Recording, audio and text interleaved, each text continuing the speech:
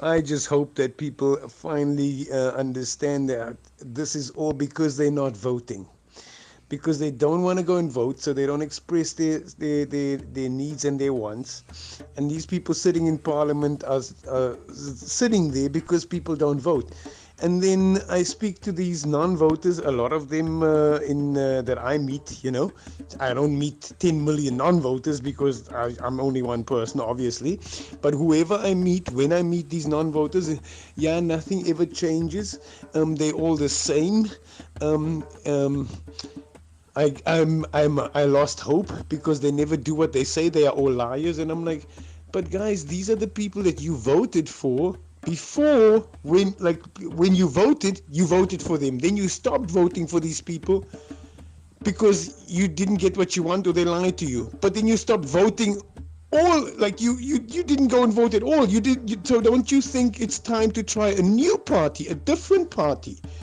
And a lot of them seem to not even know that that is possible. Oh, really? I can choose someone else other than DA or ANC? Yes, it's not black and white in this country. We have 40 parties. Yes, but they have no experience. And this government has so much damn experience because they're doing such a damn good job at it. Yes, but I don't like the colours or the Indians or these other parties. I only like the. Then why don't you put yourself on the ballot? You understand? Yes, I have no experience. I'm not into politics. Well, if you're not into politics and you have no experience, that's exactly what these guys did when they went to parliament, and that's why they are now implicated in fraud and corruption. And this is basically what they're doing. They went there not to solve problems like we would. They went there to figure out how to make their own pockets full without giving any regard to the problems of the people themselves. Because they have the same attitude. Nothing's going to change. I might as well just take my money. You know? And this is the problem that we are teaching our kids. I tell them, this, well, you have kids. Yes, I have kids. So your kids ask you, Mama, when is things going to change? Papa, when are we going to get out of poverty? When is the government going to give us real stuff, housing and education and this and that? And you're really going to tell them it's never going to change? This is how you teach your kids, raise your kids with no hope at all? Hopeless, yeah, you're always going to be a car cleaner, a car parker, a painter. You're never going to change that. You can't change it. It's all like that. If you really believe that, then stop making kids. Use condoms when you want to fuck and stop teaching, making kids that you didn't teach. It's all hopeless because you know who's going to pay for these kids? We, the people who actually vote, who actually work, and who actually believe in change. We pay for them, you know? If you could just go and vote. They come up with all these stupid ideas. Let's invent this, let's invent that. Dude, it's all too complicated. It's all too technical. What we need is people who vote. That's all you need to do. Once a fucking year or fucking whatever, every so and so, get your ass to the voting booth. You know, that's it. And consistently over the next 30 years, do that and teach your kids to do the same. And when we fail, when we encounter problems, then we know at least we have someone in there who we sent there to figure out these problems. And if we are not satisfied with these people, then we switch the next vote. We don't go and vote for the same fucking idiots 10 times in a row. How easy is that to understand? How difficult can you not? And it's our duty as citizens, SA citizens and residents, who understand how the system works and who know where these system failures are located, to inform these people who are not voting. Because again, who pays for these non-informed, uninformed, uneducated perhaps people, without motivation? Who pays for them at the end? We carry the burden. So why don't we carry the burden all the way and try and prevent it? Every time we meet someone who says, I don't vote, nothing ever changes, remind them how the system works. And if they really believe that, then tell them, motherfucker, then stay at home.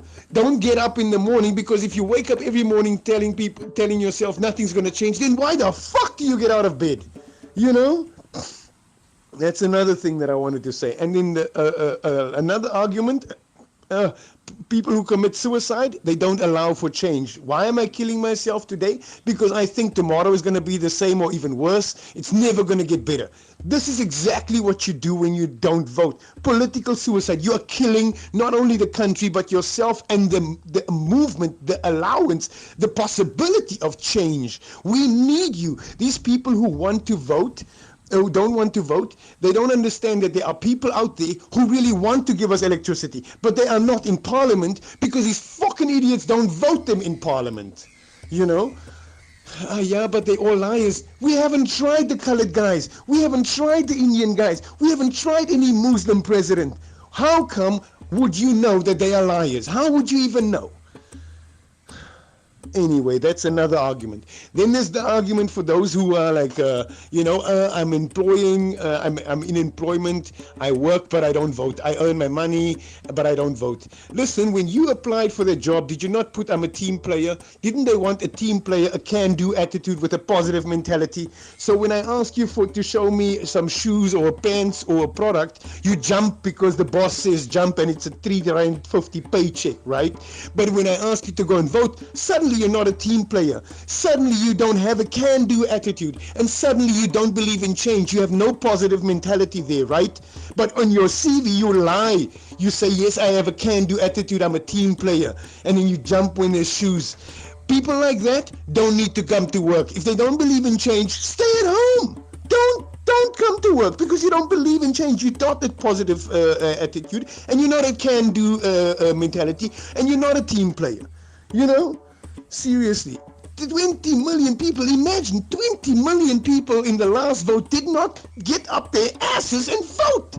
20 million! That's like a fucking third of the country right there, if it's not half of them. You know, and this is just the numbers that we know of, which means this government is not doing anything at all with the backing of the majority. And you know what that is? Minority rule. And this is the exact thing that they were fighting since 1900. When Mandela started his fight with Gandhi and all of those guys, they went against minority rule. It was never about race. It was about minority rule. You get, and then it became race, and they focused it so much on race that now people think it's about race. It was always about minority rule. Steve Biko said it so nicely. He said, listen, we don't want white people or black people or yellow people or whatever people in disadvantaged. What we want is minority rule gone. We want the majority to be determining the future of this country. Whether they are black, green, yellow, or whatever color or religion or gender they are.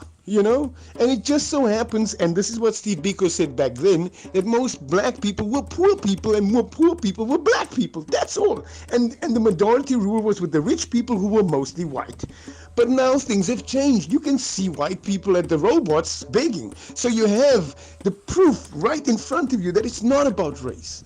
And we have the proof right in front of you that it works. We changed stuff. We kicked ass. 100% voting we had for like once or twice in a row, and then it dropped after 2005 when Mbeki left and Thabo when left and Zuma came in. That's when things started going really bad for this country in terms of voting, when nobody asked anymore to vote.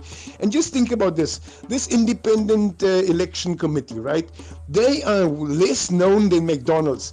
Ramaphosa, he profits from the money that is invested into McDonald's, the advertising. Everybody knows where the next McDonald's is, but he also profits from the non-advertising of the Independent Election Committee, which means they are the people who would inform you that there are 40 parties, that you need to vote, that they put advertising in every second or third soap or on TV or on the internet or whatever, you know what I'm saying? But no, Ramaphosa does not invest in that, and the ANC does not invest in the IEC. They cut their funds so that people don't get informed about voting. You understand? And now he profits from both. You get what I'm saying? But these are things that need to be discussed. We need to stop these rules and regulations that we invented about, we don't talk about politics and religion. We talk about politics and religion. We talk about these issues now, okay? Because the country is going to shit